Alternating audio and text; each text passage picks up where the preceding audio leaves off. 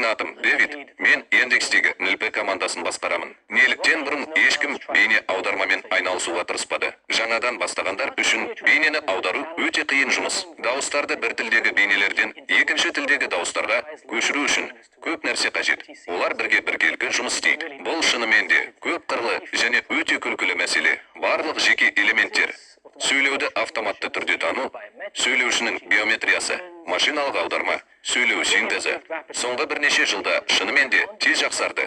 Бірақ сіз оларды бір-бірімен байланыстырып, бәрі ойдағыдай болады деп күте алмайсыз. Қорап, мәселе мынада, бір құрамдас бөлікте орын алатын қателер жинақталады.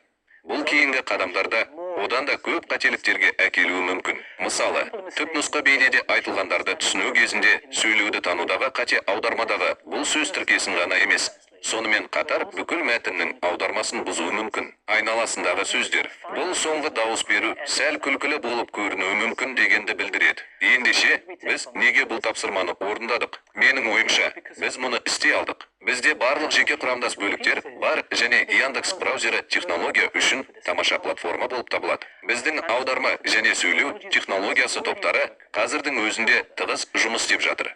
Өйткені олар кез келген жағдайда бірдей дерлік алгоритмдерге негізделген. Сондықтан бастау оңай болды. Біз өрескел және дайын прототипті жасап, оны компанияға көрсеттік және сізге мұны істеу керек екендігі туралы кері байланыс алдық. Менің ойымша, бұл сәтті сезінуіміздің тағы бір себебі.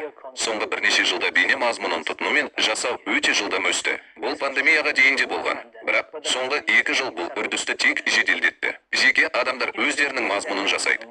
Ал компаниялар бейне мазмұнын оқыту, тәрбиелеу және маркетинг мақсатында көбірек пайдаланады. Бұл үрдісті тоқтату мүмкін емес сияқты. Және менің командамның миссиясы тілдік кедергілерді еңсеру болғандықтан, біз оны сынап көруіміз керек еді. Дегенмен, біз бұл жобаның басында ғана екенімізді және алдағы жұмыс көлемін бағаламауымыз керек екенін айтуымыз керек. Біз спикерлердің қарапайым биометриялық деректерін біріктіріп, сәйкес жыныстағы дауыстарды және осыны көрсететін аудармаларды жасай алдық. Біз сондай-ақ аударылған сөйлеудің бейнедегі сәйкес уақыт аралықтарына сәйкес келуін қамтамасыз етуде айтарлықтай жетістіктерге жеттік. Бірақ бұл тек бастамасы ғана. Біздің түпкі мақсатымыз адамдарға кез келген тілдегі бейне мазмұнынан ләззат алуға көмектесу. Осы мақсатқа жету үшін біз бастапқы саундтректегі дауыстың көптеген сипаттамаларын, соның ішінде эмоциялар мен интонацияларды жеткізуіміз керек.